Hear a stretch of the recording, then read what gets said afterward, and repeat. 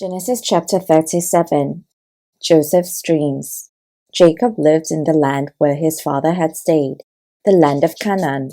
This is the account of Jacob's family line. Joseph, a young man of 17, was tending the flocks with his brothers, the sons of Bilhah and the sons of Zilpah, his father's wives, and he brought their father a bad report about them. Now Israel loved Joseph more than any of his other sons, because he had been born to him in his old age, and he made an ornate robe for him. When his brothers saw that their father loved him more than any of them, they hated him and could not speak a kind word to him. Joseph had a dream, and when he told it to his brothers, they hated him all the more. He said to them, "Listen to this dream I had. We were binding sheaves of corn out in the field when suddenly my sheaf rose and stood upright, while your sheaves gathered round mine and bowed down to it." His brothers said to him, "Do you intend to reign over us? Will you actually rule us?" And they hated him all the more because of his dream and what he had said. Then he had another dream, and he told it to his brothers. "Listen," he said, "I had another dream, and this time the sun and moon and even 11 stars were bowing down to me."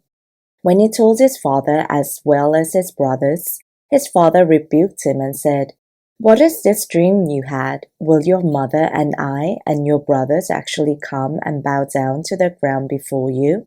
His brothers were jealous of him, but his father kept the matter in mind. Joseph sold by his brothers. Now his brothers had gone to graze their father's flocks near Shechem. And Israel said to Joseph, "As you know, your brothers are grazing the flocks near Shechem. Come, I am going to send you to them." "Very well," he replied. So he said to him, "Go and see if all is well with your brothers and with the flocks, and bring word back to me." Then he sent him off from the valley of Hebron. When Joseph arrived at Shechem, a man found him wandering around in the fields and asked him, "What are you looking for?" He replied, "I'm looking for my brothers. Can you tell me where they are grazing their flocks?" "They have moved on from here," the man answered. "I heard them say, 'Let's go to Dothan.'" So Joseph went after his brothers and found them near Dothan. But they saw him in the distance, and before he reached them, they plotted to kill him. "Here comes that dreamer," they said to each other. "Come now, let's kill him, and throw him into one of these cisterns and say that a ferocious animal devoured him. Then we'll see what comes of his dreams."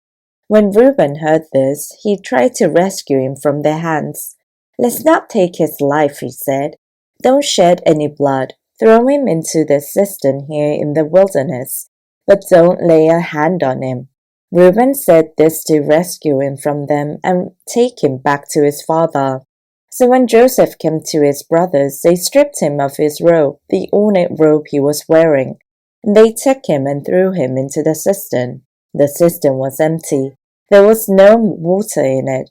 As they sat down to eat their meal, they looked up and saw a caravan of Ishmaelites coming from Gilead. Their camels were loaded with spices, balm, and myrrh, and they were on their way to take them down to Egypt. Judah said to his brothers, "What will we gain if we kill our brother and cover up his blood? Come, let's sell him to the Ishmaelites and not lay our hands on him. After all, he is our brother, our own flesh and blood." His brothers agreed. So when the Midianite merchants came by, his brothers pulled Joseph up out of the cistern and sold him for 20 shekels of silver to the Ishmaelites, who took him to Egypt. When Reuben returned to the cistern and saw that Joseph was not there, he tore his clothes. He went back to his brothers and said, "The boy isn't here. Where can I turn now?" Then they got Joseph's robe, slaughtered a goat, and dipped the robe in the blood. They took the ornate robe back to their father and said, "We found this. Examine it to see whether it is your son's robe." He recognized it and said, "It is my son's robe. Some ferocious animal has devoured him. Joseph has surely been torn to pieces."